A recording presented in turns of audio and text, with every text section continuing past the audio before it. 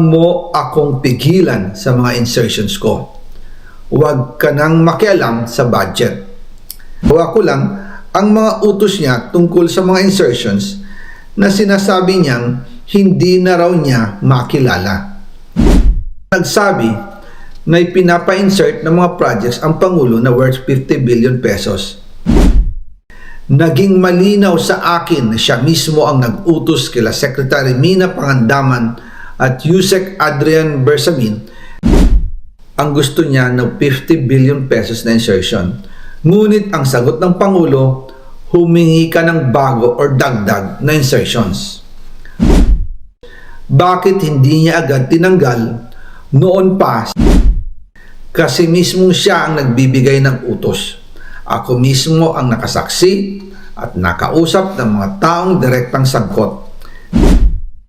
Hindi lang po ang Pangulo ang may insertion sa budget, pati po si Congressman Sandro Marcos.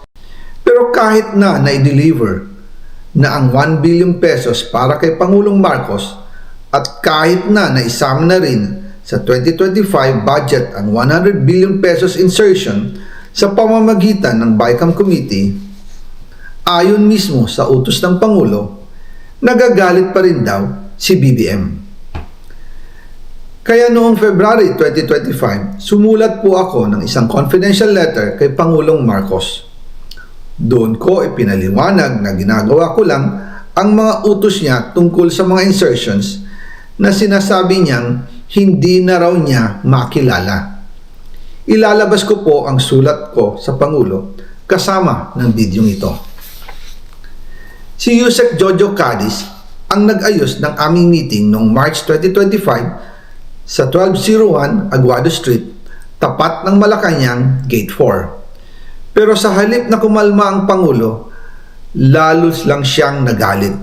Sa halip na itanggi o linawin niya ang tungkol sa 100 billion insertion, pinagsabihan niya kami ni dating Speaker Romualdez at sa akin mismo, diretsahan niyang sinabi, "Huwag mo akong pigilan sa mga insertions ko.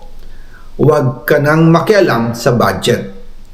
Dahil sa mga binitawang salita sa akin ni BBM, naging malinaw sa akin na siya mismo ang nag-utos kila Secretary Mina Pangandaman at Yusek Adrian Bersamin na ipasok ang 100 billion pesos worth of projects. Kaya kung hindi talaga totoo na galing sa Pangulo ang utos, bakit hindi niya agad tinanggal noon pa sina Secretary Mina Pangandaman at Undersecretary Adrian Bersamin nang pinaalam ko sa kanya ang 100 billion insertions sa pamamagitan ng sulat? Bakit ngayon lang nila pinag-resign kung kailan nalaman ng publiko ang tungkol dito? And also kinausap ako ni Yusek Jojo Cadiz at nagsabi na ipinapa-insert ng mga projects ang Pangulo na worth 50 billion pesos. And sinabi ko kay Yusek Jojo na meron ng instruction kay Secretary Mina Pangandaman at Yusek Adrian Bersamin about the 100 billion pesos insertion.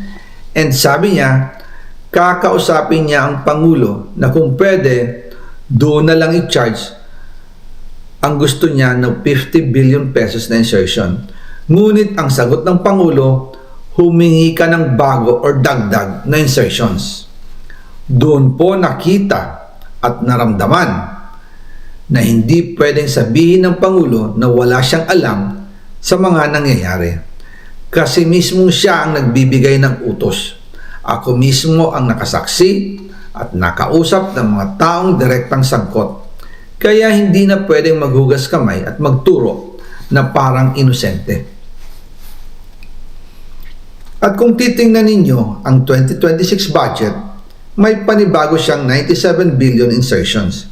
Pero ngayon, ipinasok na mismo sa President's Budget or NEP 2026. Yan po ang kinumpirma ni Secretary Manny Bunoan na may instructions ang Pangulo na magpasok ng 100 billion ulit sa President's Budget. Kaya wala na siyang pwedeng ipamigay. Ito ay nalaman ko noong May 2025 sa meeting namin kasama si dating Speaker Romualdez sa number 30 Tamarind Street, Forbes Park. Kaya nang nadiskubre ng House of Representatives ang insertion sa flood control sa 2026 budget, ibinalik namin ang DPWH NEP 2026 dahil mali na ito at panibagong flood control projects na naman. Hindi lang po ang Pangulo ang may insertion sa budget. Pati po si Congressman Sandro Marcos, meron din pong pinapasok taon-taon. Noong 2023, may 9.636 billion pesos. Noong 2024, 20.174 billion pesos. At nitong 2025, 21.127 billion pesos. Lahat-lahat, ang kabuuan ay 50.938 billion pesos. At bawat taon po, sa tuwing dumarating ang BICAM budget process, lagi po may utos si Congressman Sandro na ipasok ang mga proyekto niya. Nalaman ko na lang sa mga contractor na galit siya sa akin noong pinag-uusapan na ang 2025 GAA budget. Ang sabi daw niya, ipatatanggal ako at magpa-file ng maraming kaso laban sa akin. Kasi kulang ng 8 billion pesos yung insertion na gusto niyang ipasok. Ang dahilan daw, may mga contractor na nakapag-advance na sa kanya at dahil hindi na ipasok ang buong halaga, kailangan daw niyang magsauli sa mga yon. Para malinaw sa taong bayan, ilalabas ko po sa video na ito ang listahan ng mga proyekto na kasama sa mga insertions ni Congressman Sandro.